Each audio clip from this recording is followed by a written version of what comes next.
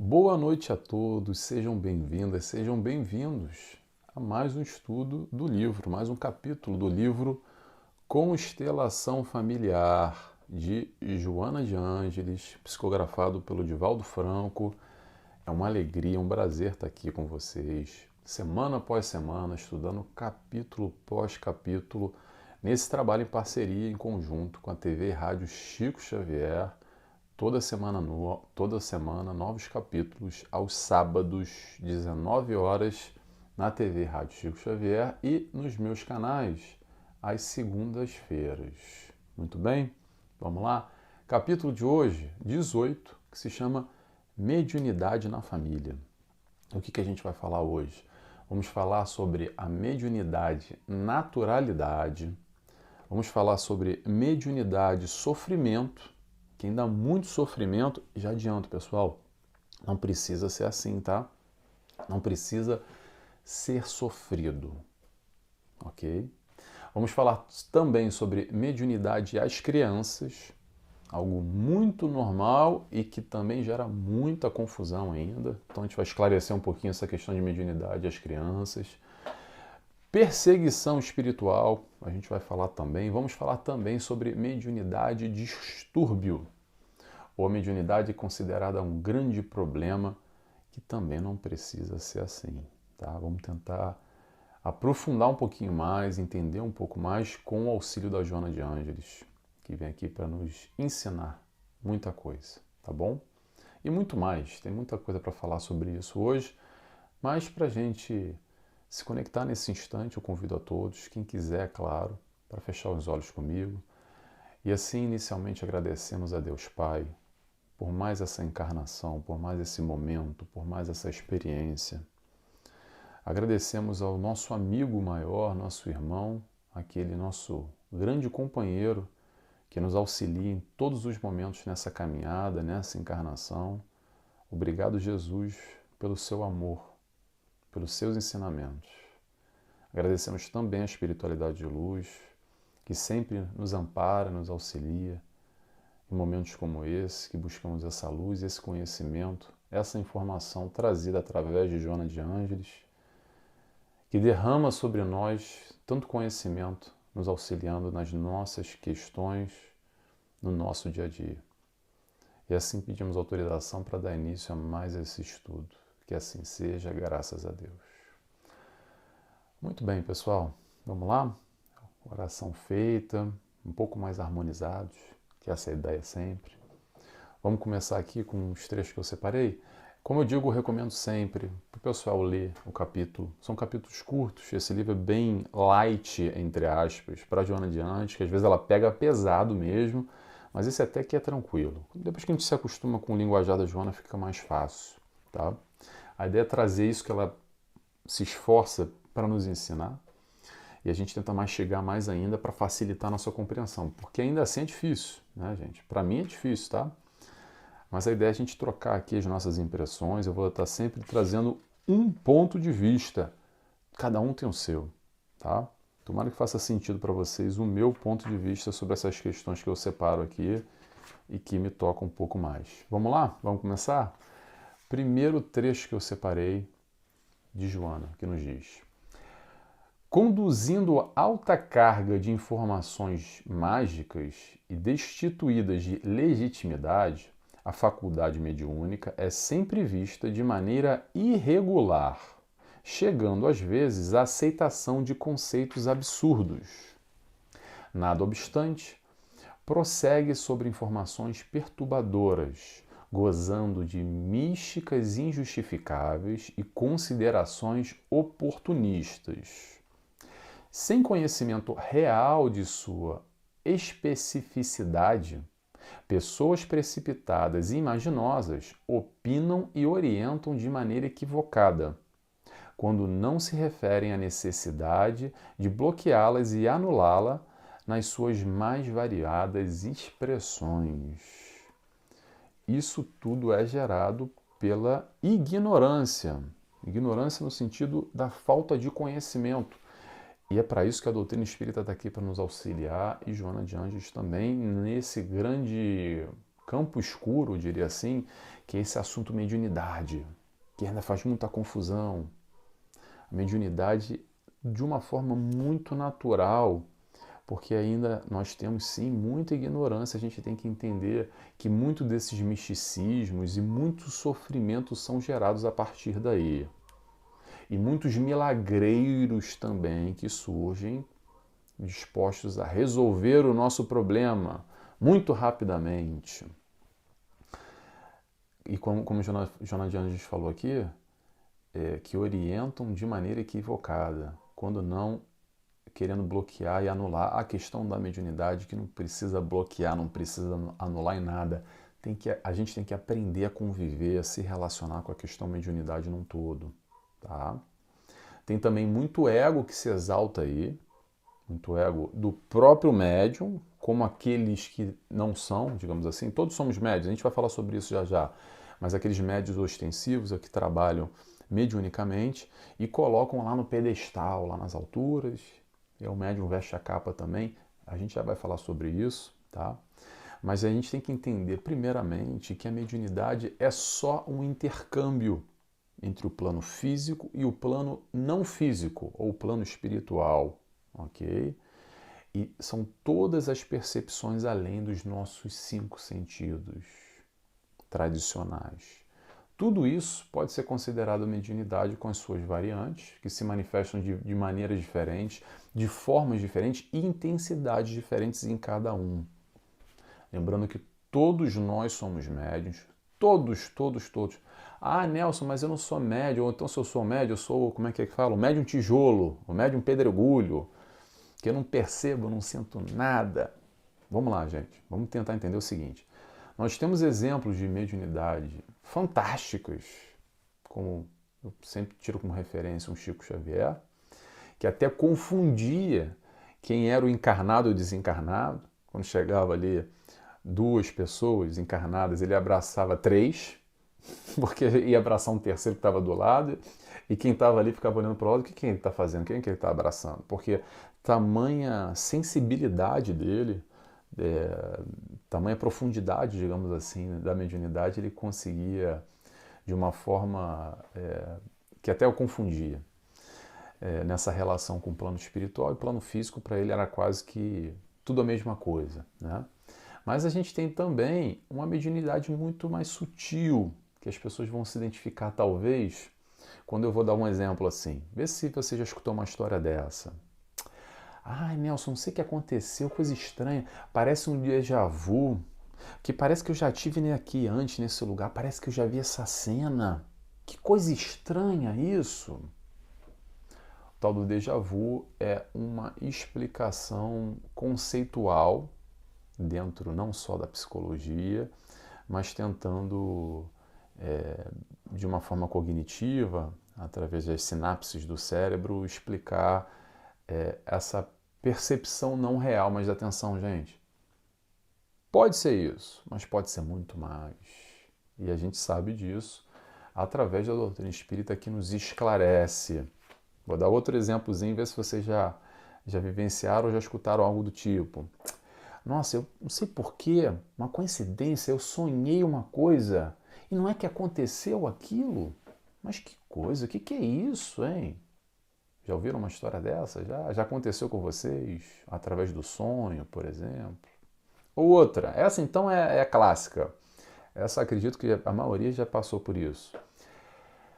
Uma baita coincidência, não sei por que eu tava pensando no fulano agora e não é que o fulano me ligou ou mandou aqui um WhatsApp para mim. Meu Deus do céu, mas que coincidência, bem na mesma hora. Aí quando você fala com fulano, fulano também, eu tava pensando em você, você me ligou, ou vice-versa. Como é que se estabelecem essas conexões? Como é que de alguma forma a nossa antena perceptiva, vou dizer assim, ok? Nossa antena perceptiva, que está muito além dos nossos sentidos, de olfato, tato, paladar, visão, que conseguem perceber todo esse intercâmbio ao nosso entorno. Então, generalizando, tá, gente? Porque isso é muito mais profundo e carece de muito mais estudo. Mas todos nós somos médiums e a mediunidade se manifesta de uma forma distinta, tá? Então vamos tomar cuidado, pessoal, para a gente não entrar nesse deslumbre, nesse glamour, nesse endeusamento de quem é médium. Porque todos nós somos médiums, vamos ter cuidado. Porque também não é porque está no plano espiritual que a gente tem que aceitar como uma verdade pura, absoluta e inquestionável. Pelo contrário, vamos questionar sempre. Vamos sempre usar a razão para qualquer informação, independente de onde venha, de quem venha. O pessoal faz muita confusão, que diz assim, ah não, mas foi o médium que mandou a mensagem, então o médium, a coisa divina, que veio lá da espiritualidade. Olha só, vamos entender uma coisa, pessoal. Vou fazer um exercício aqui, um exemplo. Imagina aquele fulano hoje aqui encarnado, vivo, que só fala um monte de besteira, que escreve um monte de porcaria, que tem umas ideias assim, você fala, nossa, nada a ver, que viagem, onde é que ele tirou isso? Que besteira, não faz sentido para você, tá? Vamos dizer assim. Talvez faça para ele, mas não faz sentido para você. E aí ele desencarnou, essa pessoa desencarnou. E as ideias dele, no plano não material, depois de desencarnar, continuam iguais. O que pode acontecer muitas vezes é que ele vai se conectar a algum médium que dê canal a ele. Essa é outra questão. Que tipo de médium é esse? Mas não é isso que eu quero colocar. E o que o médium vai fazer? Vai reproduzir as mesmas ideias que ele tinha aqui quanto encarnado. Então não é porque vem do plano espiritual que é uma verdade absoluta. Vamos questionar tudo. Usa a lógica, a razão, o conhecimento. Não é porque vem a mensagem do além que, não, mas é uma previsão, mas é isso, mas é... Com calma, gente, com calma. Sem essa relação de endeusar tudo que vem do plano espiritual. Plano espiritual, a diferença é só porque está encarnado ou está desencarnado, tá bom? E a gente tem essa mania de botar o fulano no caso médium, no altar, porque é top, esse cara é top, é um abençoado porque ele é médium, ok? E tem muito médium que adora também vestir essa capa de glamour. Vamos tomar cuidado. Estou querendo dizer aqui, gente, é só para a gente usar a lógica, a razão, a percepção, muito mais nos atos do que na lábia. Porque falar bonito, prometer, isso é mole, tá bom? Vamos tomar cuidado para não cair no conto de fadas, na ilusão, nessa grande fantasia. Com aquela coisa, por exemplo, né? Porque, o meu mentor está me dizendo aqui, ele vai resolver os seus problemas. Sabe como é que é isso? Aí eu vou só fazer uma comparação aqui, tá, gente? Uma referência. Um Chico Xavier da vida.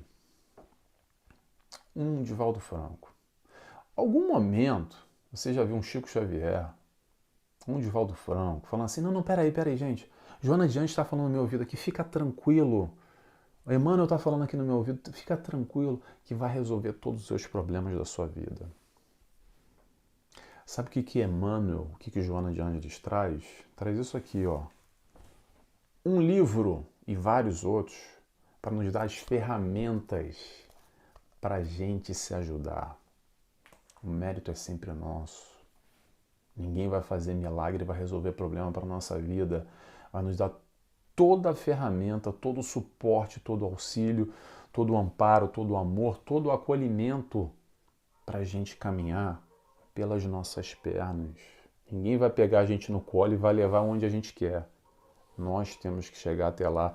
Eu sei que é duro, que é difícil até aceitar, desculpa, que é aceitar essa informação. Porque o que a gente quer, na verdade, sejamos sinceros, é o caminho mais fácil, é o jeitinho, é chegar lá sem fazer esforço, sem ter que trabalhar. Então é muito mais fácil, gente.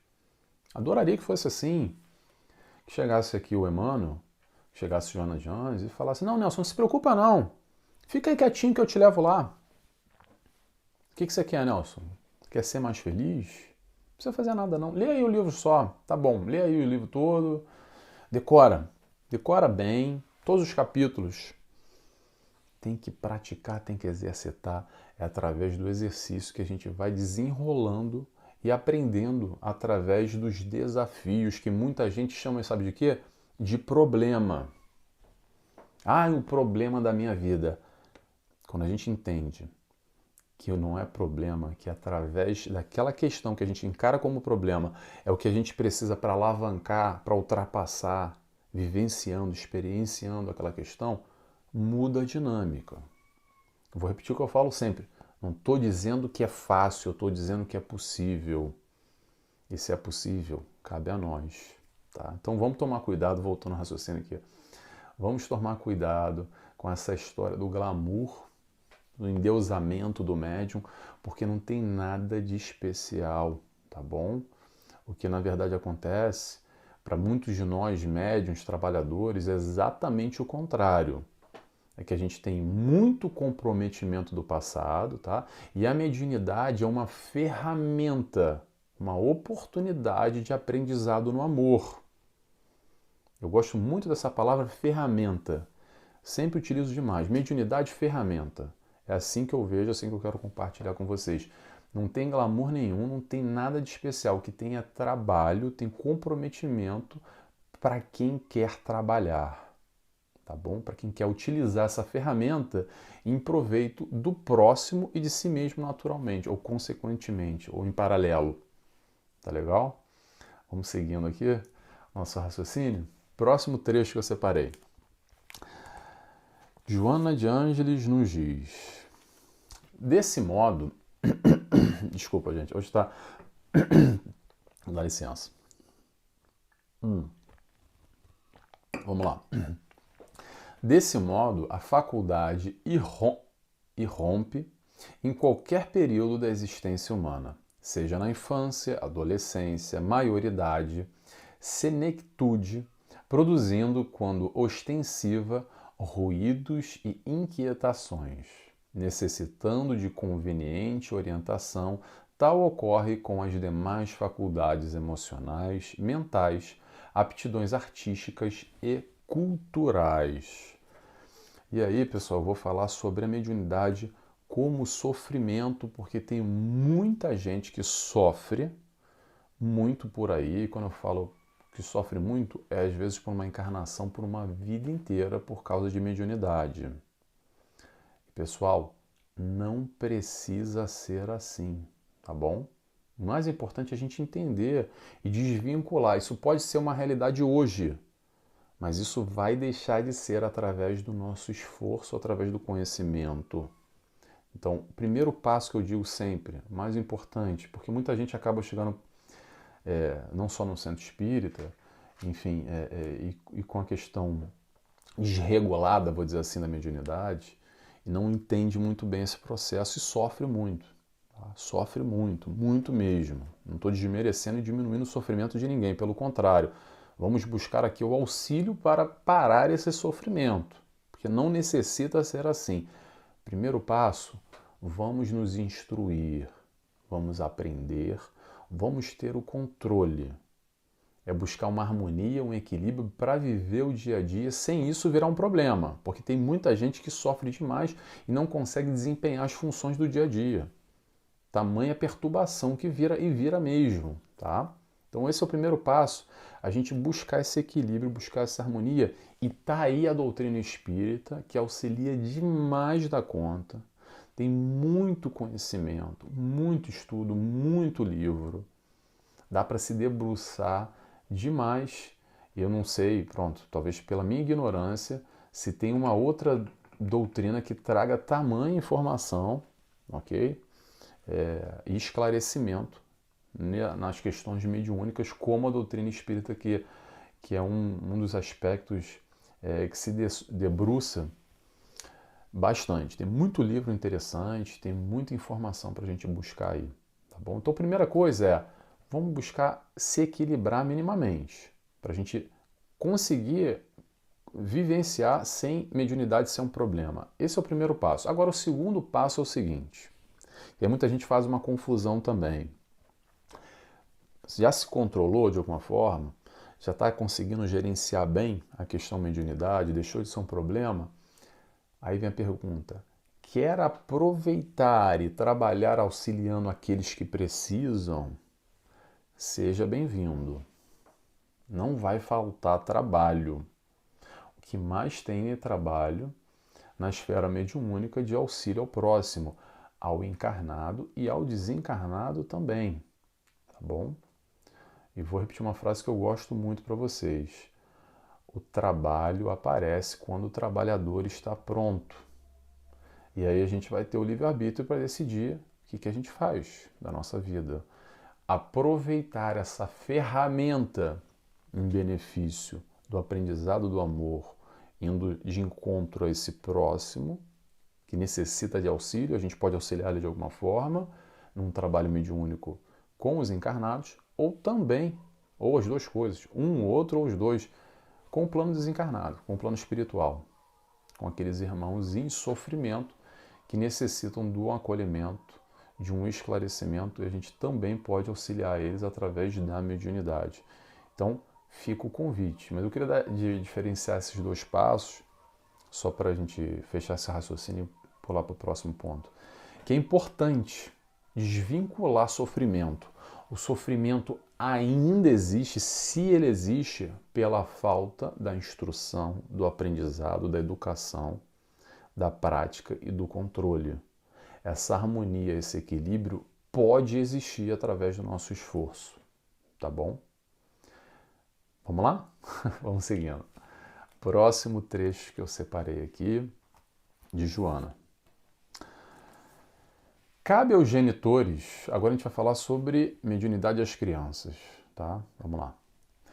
Cabe aos genitores não se deixar afligir quando defrontados por ocorrências desse porte, procurando as soluções adequadas para o atendimento à criança, oferecendo-lhe segurança afetiva, dialogando com naturalidade, explicando que se trata de espíritos, seres que vivem na Terra e prosseguem sem o corpo físico, que necessitam de orientação, aqueles que se apresentam infelizes e perturbadores, ou de respeito àqueles outros que são bondosos e gentis. Atender ao filhinho com naturalidade, sem a contribuição fantasiosa do sobrenatural, evitando paisagens aflitivas geradas pelo medo, por ameaças inquietadoras, dando um toque natural ao fenômeno, de maneira a ser bem aceito e compreendido, é o primeiro dever dos pais ante a presença da mediunidade na família.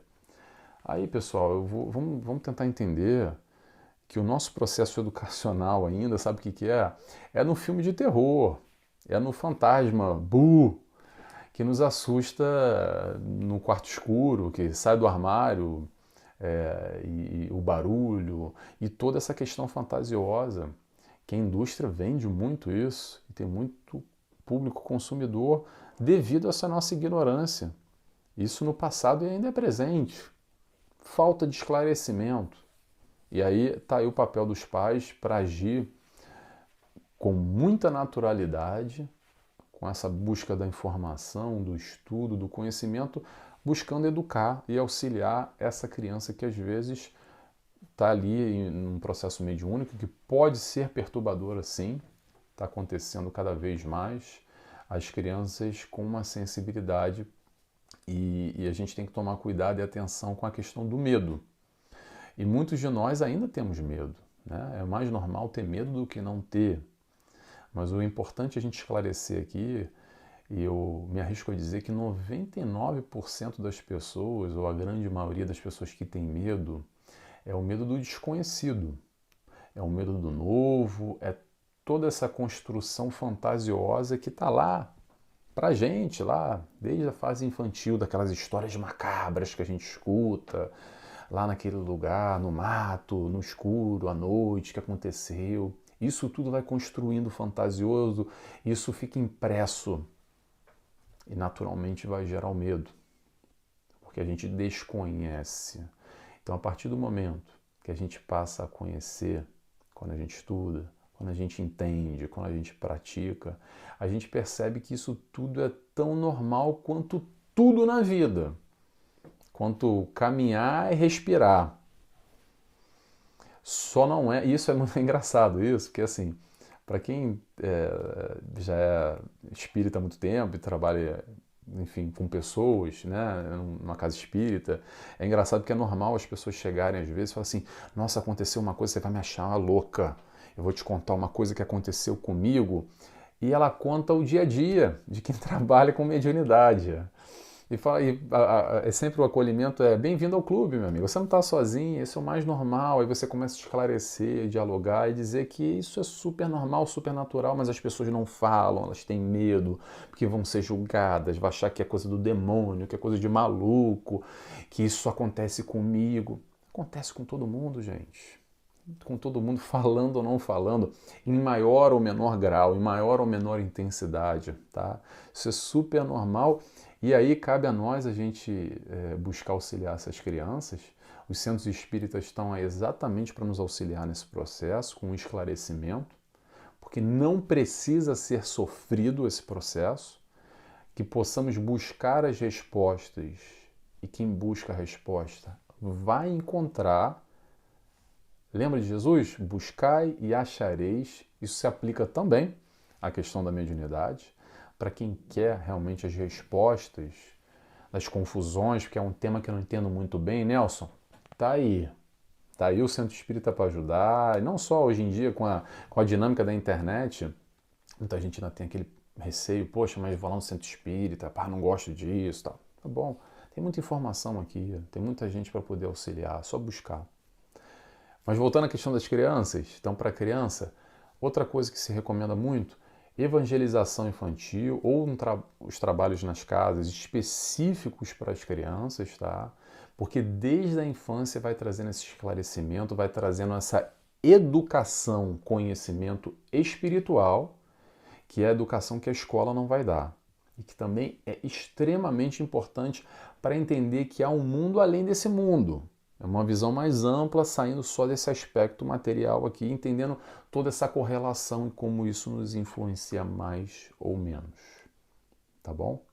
Vamos seguindo, que já está no nosso horário aqui, a gente tem um horário para cumprir. Próximo trecho que eu separei. Peraí. Próximo trecho, vamos lá. Sem dúvida, nesse período da existência.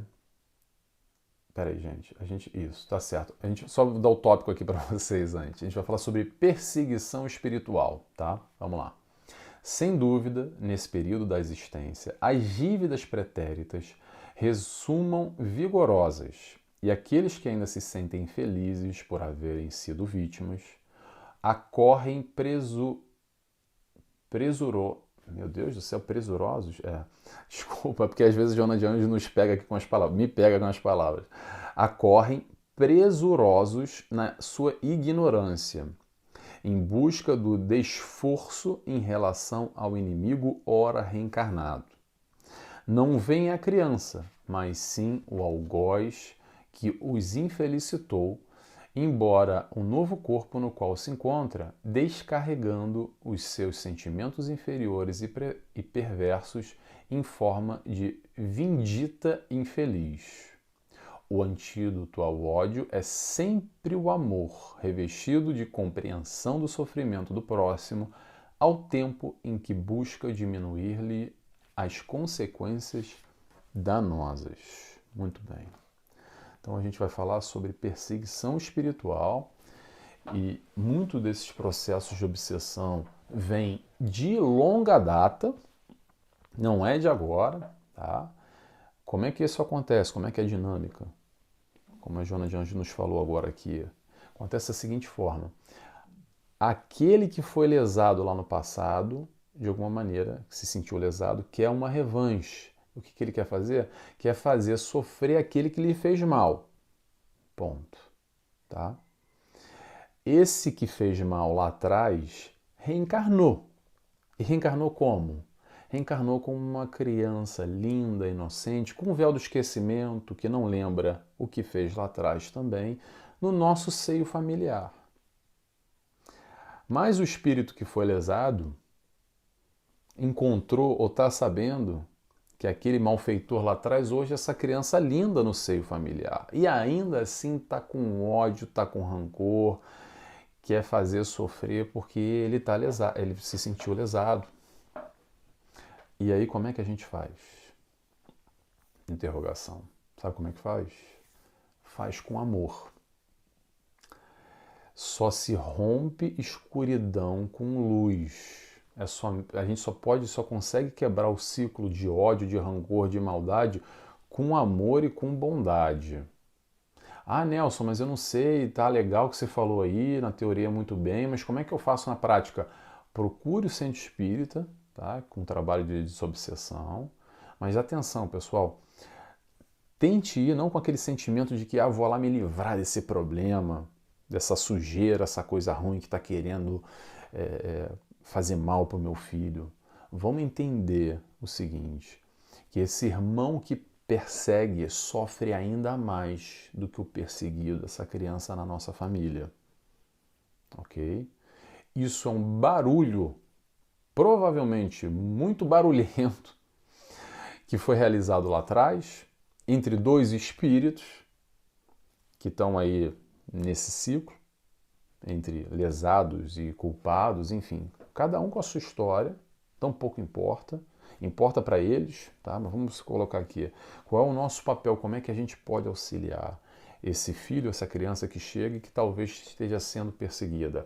Vamos entender esse processo com amor. A briga aconteceu, a pior coisa pode ter acontecido, mas vamos entender que nós somos espíritos imperfeitos, que erramos e fizemos besteira. E vamos acolher e pedir perdão e tentar entender essa dinâmica com maior profundidade, com maior amplitude, tá? Eu digo isso porque acontece muitas vezes que o pessoal vai para um centro espírita com um processo obsessivo, querendo se livrar desse problema lá. É um problema, como se fosse uma lesma aqui que está aqui no meu pescoço, eu vou lá, porque no centro espírita retira essa porcaria aqui, joga isso fora, resolve isso. O negócio é muito mais profundo, tá? A gente tem que entender com o amor, porque é só o amor que vai libertar essas amarras, esse ódio, essa negatividade que acontece ainda. Tá legal? Vamos para o último trecho agora? Vamos lá. Para fechar aqui, Joana nos diz: a mediunidade não é uma miséria psicológica ou um transtorno de conduta, conforme fizeram e ainda alguns especialistas fazem crer, que necessita de terapia psiquiátrica a fim de anular-lhes as ocorrências. Então eu vou falar sobre mediunidade, distúrbio, que ainda é encarada muitas vezes dessa forma, lembrando, é só uma faculdade que pode ser positiva ou negativa, e a gente sabendo administrar pode utilizar isso no proveito do auxílio, tá? Mas a ignorância ainda no meio acadêmico como um todo, muitas vezes, não todos, tá? Mas classificam como distúrbios psicológicos, devaneio, esquizofrenia, e não só, que são somente processos de mediunidade que ainda não há muito estudo, e por não haver ainda muito estudo, o pessoal meio que coloca numa caixa e fecha essa caixa e se limita a compreender, a buscar um entendimento mais amplo, tá bom? Isso não só no passado, ainda hoje se faz presente, com essas classificações que tá com um probleminha e dá remédio para resolver. E remédio não resolve, tá, gente? Pode dar o torpor ali, a pessoa fica drogada muitas vezes, se desconecta. Mas acontece muito, e a gente percebe muito o centro espírita, depois do camarada ter passado por tudo e mais um pouco, e por muito medicamento, por muito tempo também, que foi no médico, foi aqui, foi ali, foi no XPTO, e não resolveu uma questão de mediunidade que dá para resolver com entendimento, conhecimento e prática. Além disso, a gente tem também a sociedade num todo que não ajuda, porque muitas vezes julga e trata o médium como um doente, e quem tem doença tem que se tratar e está errado, e também classifica e coloca nesse canto, e muita gente sofre com isso também, e também tem um aspecto religioso, ou muitas religiões ainda que tratam como bruxaria, porque é coisa do diabo, também qualquer coisa é coisa do diabo, né? A gente sabe como é que é. E aí colocam a mediunidade no mesmo lado. Ah, não, isso é manifestação, etc. E tá errado. E tem que ter Jesus no coração para libertar. É exatamente o que a gente está buscando. É Jesus no coração através da mediunidade. Tá bom? Sem querer julgar ninguém. Só para a gente entender o contexto que a gente vive entre sociedade, entre a ciência e entre a religião também, que nos influencia como um todo, mais ou menos aonde a gente vive e da maneira que a gente foi criado. O que a gente precisa, pessoal, é de luz, essa luz, conhecimento, que vai iluminar esse quarto escuro, para muita gente que é sofrimento, essa luz que vai iluminar, que vai esclarecer, é conhecer a verdade. Conhecer a verdade, e a verdade vos libertará. Tá bom, pessoal? Foi isso, já estamos no nosso horário, terminamos por aqui. Palavra-chave de hoje, ferramenta. Se você está até o final, escreve para mim, por favor, ferramenta, para eu saber que você esteve até aqui. Eu gosto de saber quem está comigo, para quem faz sentido isso também, esse estudo. Tomara que tenha tocado vocês como me tocou também, mais esse estudo de Joana de Ângeles. Agradeço a todos. Capítulo que vem, semana que vem, vamos lá. É o capítulo 19, que se chama Transtornos de conduta na família. Então, semana que vem, transtornos de conduta na família. Vou fazer agora a oração e convido a todos, quem quiser comigo, fecharem os olhos e assim agradecemos a Deus Pai por tudo. Agradecemos também a Jesus, nosso amigo, nosso mestre e guia, por todo o ensinamento, por todo o seu amor, por estar sempre ao nosso lado, de braços abertos, nos aguardando quando nós o queremos o buscar. Agradecemos também a todos os amigos espirituais que vibram conosco e nos auxiliam e preparam esse ambiente. A Joana de Ângeles por esse livro, por esse amor em forma de livro. Muito obrigado, Joana. E assim pedimos autorização para encerrar mais esse estudo desse capítulo. Que assim seja, graças a Deus. É isso, pessoal. Terminamos por aqui. Espero que vocês tenham gostado. Até a semana que vem. Beijos e abraço a todos. Tchau, tchau.